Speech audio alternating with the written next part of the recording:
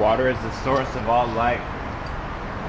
7/10 of this Earth's surface is water. Why do you realize that 70% of you is water? Water has been demonstrated by a team of Japanese scientists to actually be receptive to human thought and to information. They would take containers of water, and a group of people would sit directing positive thoughts at one, and another group negative thoughts at another container. And they would tape messages, some containing positive sentiments such as "I love you," while others containing negative phrases such as "I hate you." They observed the ice patterns of the water as it froze. The positive message containing water froze in snowflake-like symmetry, and the containers containing the negative messages of water froze in abhorrent clumps and asymmetric shapes. And when you take a moment to consider that we're 70% water, we're very much receptive to the thoughts and words of others. So this pretty much proves how prayer is possible, how magic is possible, how anything that is sort of metaphysical, wherein a human's will directly influences another human's person or psyche,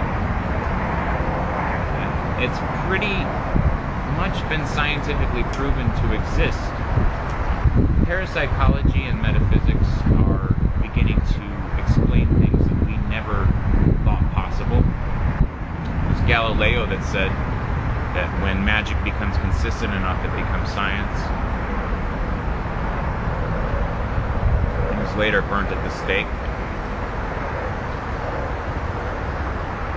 But water is such an important part of our lives, and unfortunately its purity is threatened.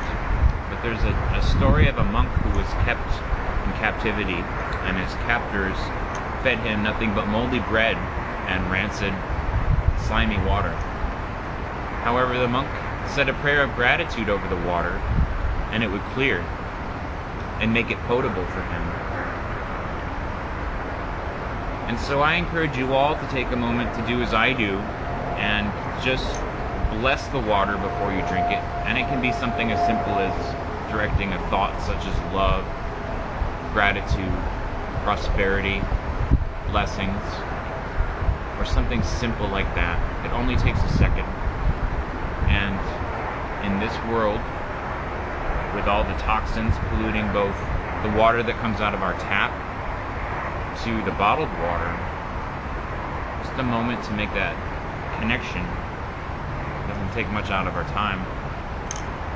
And we can bless ourselves from within on a cellular level.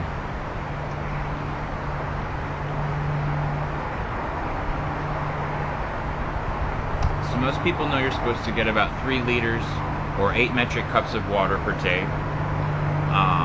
However, you can't drink it all down at once. You can't gulp it all down at once and think that you're going to be alright.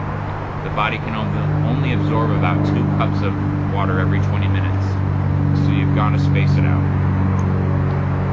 And we ought to be careful about the things that we say and think about each other, because we are water, and we are directly influenced by the thoughts and words of others, whether we like to imagine that we're not or not.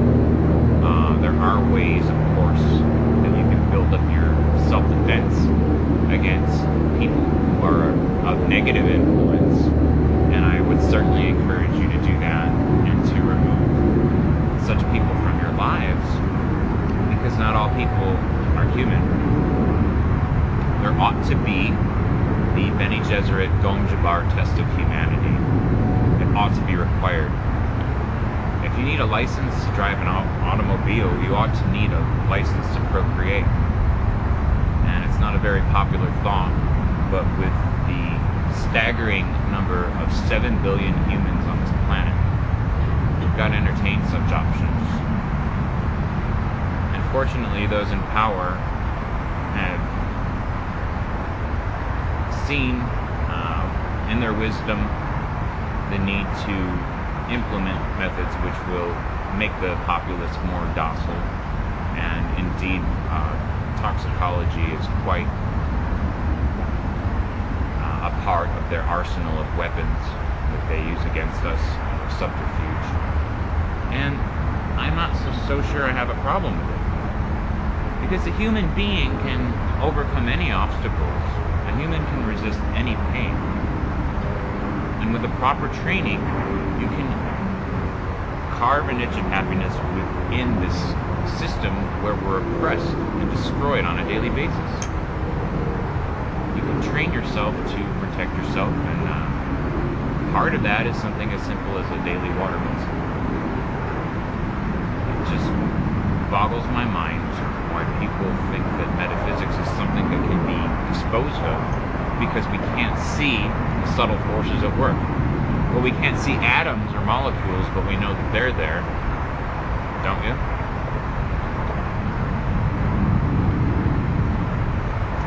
And I've gotten on my soapbox enough for one day.